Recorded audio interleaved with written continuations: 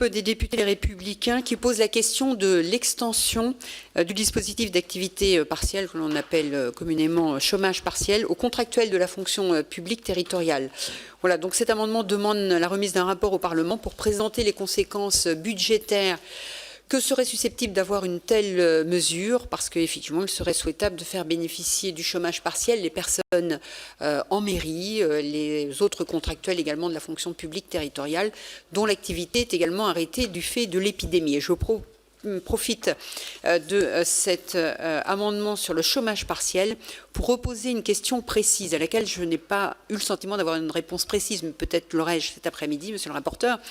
Quant à la situation des entreprises qui sont autorisées à continuer de travailler, donc qui n'ont pas de fermeture imposée, des entreprises qui ne peuvent recourir au télétravail, qui ont du travail, mais qui sont obligés de fermer pour des questions de sécurité ou pour des questions d'absence de personnel, parce que le personnel veut exercer son droit de retrait. Donc la question est simple, et j'aimerais avoir une réponse qui soit oui ou non.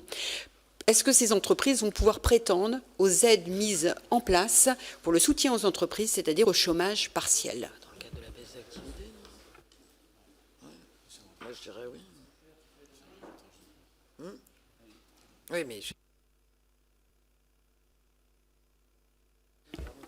Bon, d'abord répondre à votre amendement. Sur votre amendement, je suis en désaccord avec vous. Je pense que l'activité partielle ou chômage partiel doit vraiment être concentrée sur ceux qui ont une activité qui ne peuvent plus exercer ou qui diminue fortement du fait de la crise.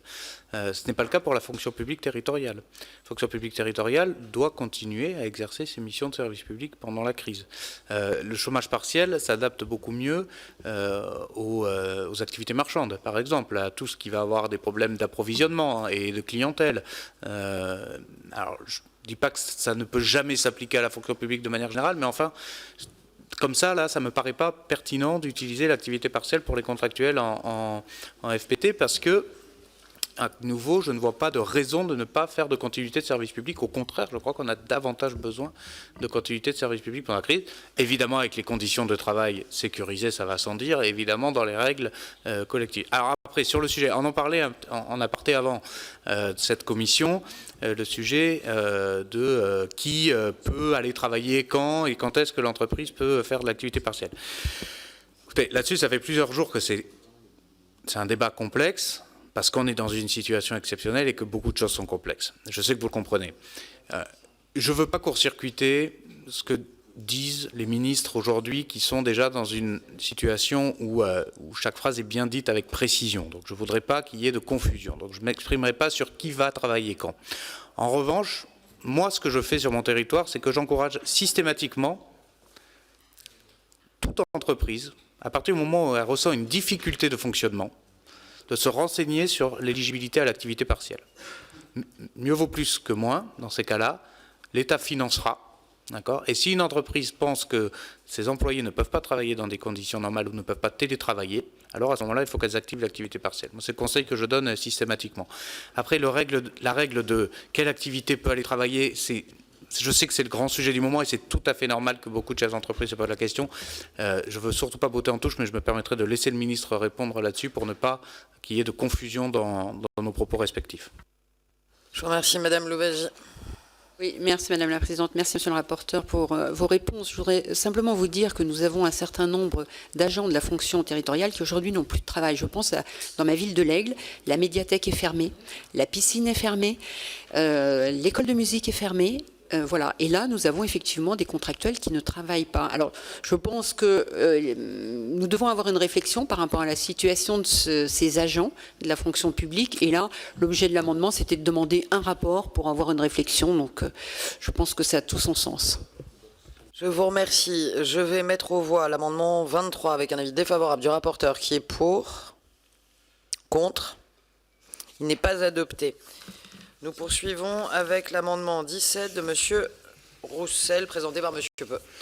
Oui, c'est un peu dans la continuité de l'amendement de Mme Louwagie. Les écoles sont fermées, bon, par exemple. Et donc, les collectivités locales qui assurent un certain nombre de missions, ces personnels sont confinés. Enfin, si on applique à la lettre les recommandations du gouvernement.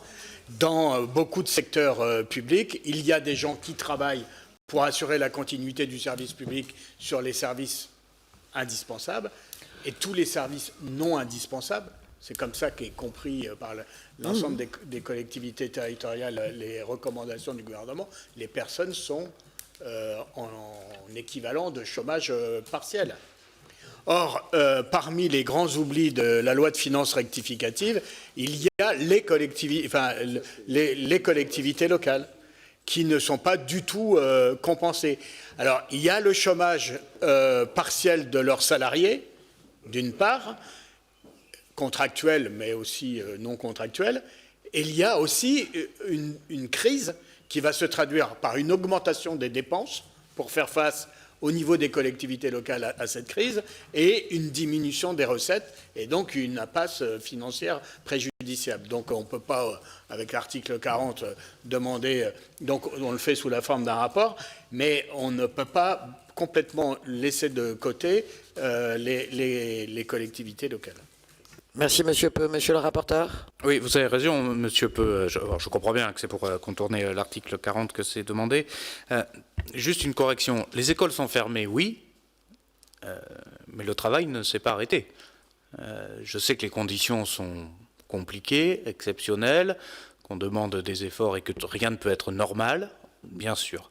Mais le travail continue, les enseignants sont rémunérés, c'est tout à fait normal, à 100% et c'est tout à fait normal, et ils doivent continuer. Oui, bien sûr.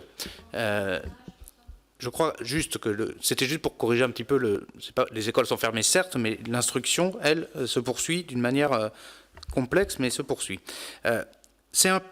Excusez-moi de faire cette réponse, mais c'est vraiment un PLFR de soutien à l'économie et à soutien à la trésorerie. J'insiste là-dessus. Donc oui, on peut dire que les collectivités au sens dotation, prélèvement sur recettes ne sont pas dans ce texte, c'est vrai, et elles devront probablement l'être dans un PLFR de relance si on doit re-questionner la relation État-collectivité, vous avez raison.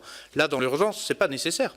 Les collectivités jouent leur rôle, d'ailleurs elles sont même actives, puisque par exemple les conseils régionaux cofinancent avec l'État le fonds de solidarité, le fonds d'indemnisation, donc elles sont présentes. Et là, tout de suite, dans ce PLFR, est-ce qu'il est question de bouger des dotations? Non, je ne crois pas. Je crois que le sujet n'est pas là.